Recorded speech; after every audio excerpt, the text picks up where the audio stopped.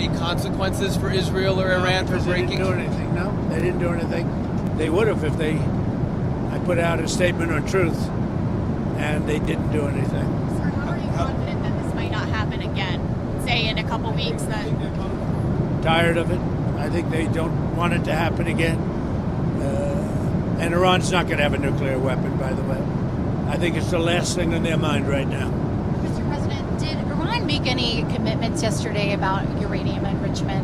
What? About uranium enrichment. They're not going to have enrichment, and they're not going to have a nuclear weapon, and they know that. They're going to get on to being a great trading nation. You know, they're very good traders, and they're going to be a great trading nation, and they have a lot of oil.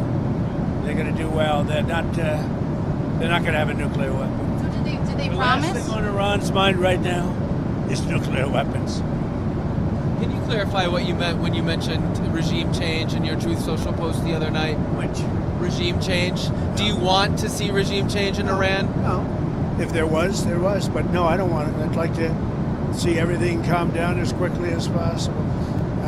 Regime change takes chaos. And ideally, we don't want to see so much chaos. So we'll see how it does. You know, the Iranians are very good traders, very good business people.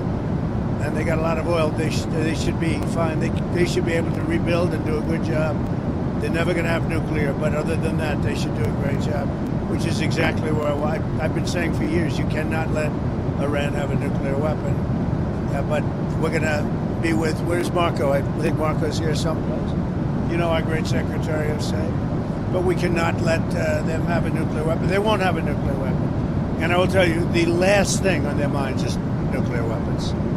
They don't even want to think about nuclear. And our B-2 pilots made this all possible. They had a magnificent hit in the dark of night with no moon, no light, no nothing. They hit the target perfectly, wiped it out. And the press is very disrespectful. I saw CNN fake news going, well, maybe it wasn't a perfect hit, it was perfect. They said maybe it did destroy it. We agree, it did destroy it, but maybe it could have destroyed it more. No, it couldn't have destroyed it more. Everyone hit. And it's very disrespectful to those great geniuses and patriots that flew those planes through tremendous danger. So CNN and MSDNC are a disgrace. And so are the others. I mean, they're pretty much all a disgrace. But it's an amazing period of time. Now we're going to NATO, and we'll get a new set of problems. We'll solve a new set of problems. Do you think you'll meet with Zelensky when you're there? Yeah, probably. I'll see him. Yeah. What would you say to him? Say, how you doing? He's in a tough situation. Should have never been there. Sir, you said a couple days ago that you didn't think the U.S. should have to agree to the 5% increase in GDP on defense. No. Do you want to... I was the one that said that's what they should be paying, as you know. No, I should do something. And they're having a problem with Spain.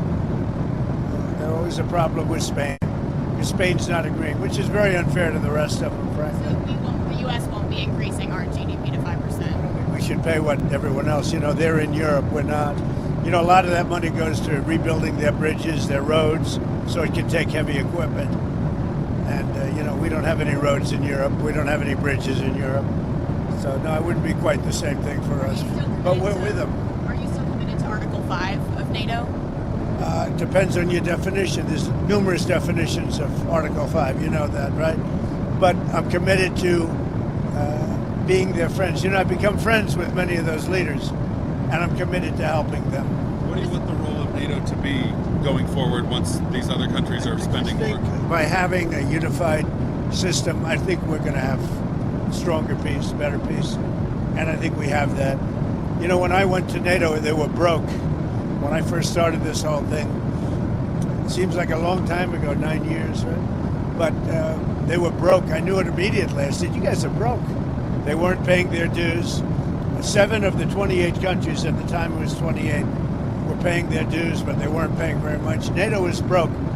Then I said, you're going to have to pay, and we did a whole thing, and now they're paying a lot. Then I said, you're going to have to lift it to 4% or 5%, and 5% is better. And I guess they're voting on that today, but they're going to be lifting it to 5%. That's good. It gives them much more power. Mr. President, if there's language in the final summit declaration about aggression by Russia, would you be okay with that kind of language? Well, I'll have have to take a look at it. But, I'd like to see a deal with Russia.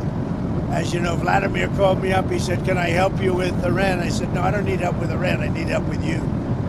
And I hope we're going to be getting a deal done with Russia. It's a shame. 6,000 soldiers died last week. More, 6,500 soldiers died last week. Russia, Ukraine, a war that never would have happened if I was president. So enjoy your flight. Let me ask you one more follow-up. In your comments just now about Article 5, that will probably make some people in Europe concerned. Can you clarify what you mean? Are you still committed to mutual defense? I'm committed to saving lives. I'm committed to life and safety. And I'm going to give you an exact definition when I get there. I just don't want to do it on the back of an airplane.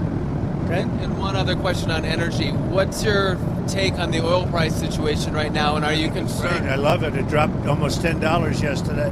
I put out a statement, get it down, because a lot of people aren't able to do things when the energy goes down. We're going to have a lot less conflict. So it came down, and our energy department's doing a great job. We're drilling like we've never drilled before. We're keeping it down. We're going to keep it down until all these wars are settled. Thank you very much, everybody. I'll see you. Iranian sleeper cells in the United States.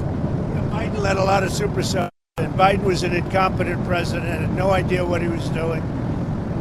He hardly ever signed a document. Other people signed documents for him with the auto pen. It was gross incompetence. And among everything else, he let a lot of supercells in, many from Iran. But hopefully we'll take care of them. What Biden did to this country should never be forgotten. Do you think you'll get the Nobel Peace Prize now, sir?